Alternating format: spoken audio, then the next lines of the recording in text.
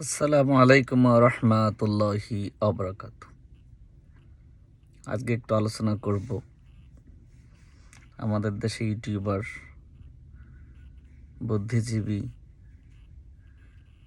জ্ঞানীগুণী এবং social media ব্যক্তিত্বদের নিয়ে। দেখেন, যারা বিশেষ করে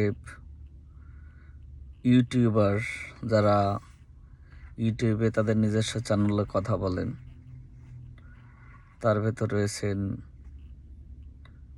মাসুদ কামাল, গোলাম মুর্তজা, তারপরে গোলাম মৌলা রনি,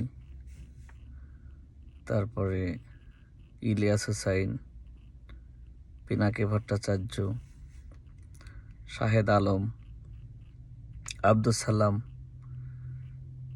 তারপরে জাহিদুর রহমান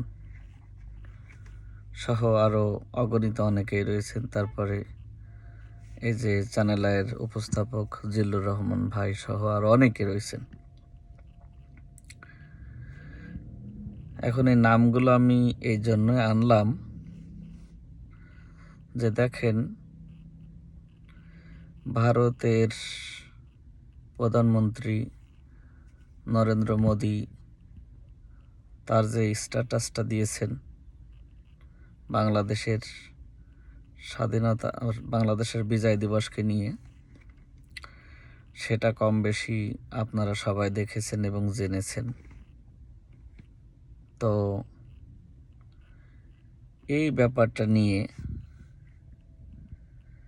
আমি, যারা বিশেষ করে কথা বলেন তাদের নিজস্ব চ্যানেলে, এই ব্যাপারটায় হাইলাইটস হয়ে প্রত্যেকটা চ্যানেলে আলোচনার বিষয়বস্তু একটা টপিক হওয়া দরকার ছিল, কিন্তু সব চ্যানেলগুলো ঘোরার সময় আমার হয়নি, আমি সময়ও পাইনি।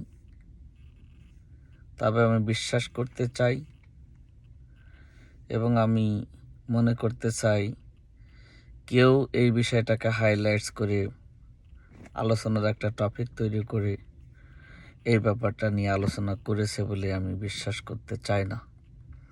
আমার মনে হয় কেউ তার টিভি চ্যানেলে বা কেউ তার ইউটিউব চ্যানেলে এই ব্যাপারটা নিয়ে হাইলাইটস করে কেউ আলোচনা করেনি।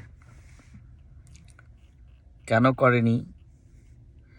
এত বড় একটা সেন্সিটিভ ইস্যু, আমার দেশের স্বাধীনতা বা আমার দেশের পতাকাকেই হেয় এবং ছোট করা হয়েছে। তারপরও এই যারা ইউটিউবার, তারা অন্তর্বর্তীকালীন সরকারের বিভিন্ন সমস্যা দেখতে পারে। মাহফুজ স্ট্যাটাস দিলে সেই স্ট্যাটাসের ভেতরে অগণিত দোষগুণ খুঁজে বেড়াতে পারে,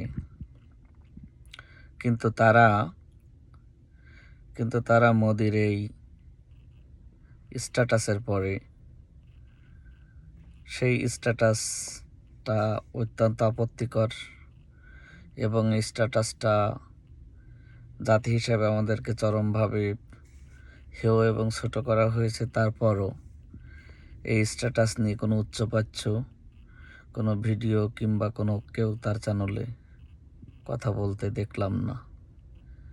এ দিয়ে আমরা বুঝতে পারি, এ দিয়ে জাতি বুঝতে পারে যে আপনারা কাদের প্রোডাক্ট, কাদের মাল, কাদের এজেন্ডা বাস্তবায়নের জন্য আমাদের এই সোশ্যাল মিডিয়াতে বলেন, ইউটিউবে বলেন, আপনাদের চ্যানেলে কথা বলে আপনারা আমাদের এই বোকা জনগণদেরকে আরও বোকা বানান।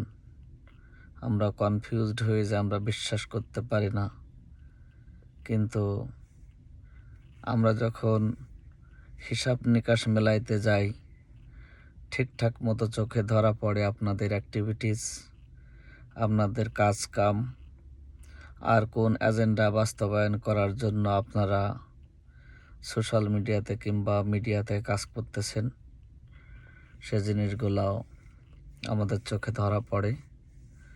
ধন্যবাদ যারা ধৈর্য ধরে সময় নিয়ে আমার কথা শুনলেন এবং চোখ কান খোলা রেখে আমরা মুখ এবং মুখোশ যেন চিনতে পারে, সেই তৌফিক রব্বুল আলামিন আমাদেরকে দিক, এই আশা ব্যক্ত করে আগামীর বাংলাদেশ সুন্দর বাংলাদেশ হোক এই আশাবাদ ব্যক্ত করে আজকের মতো বিদায় নিলাম। আসসালামু আলাইকুম।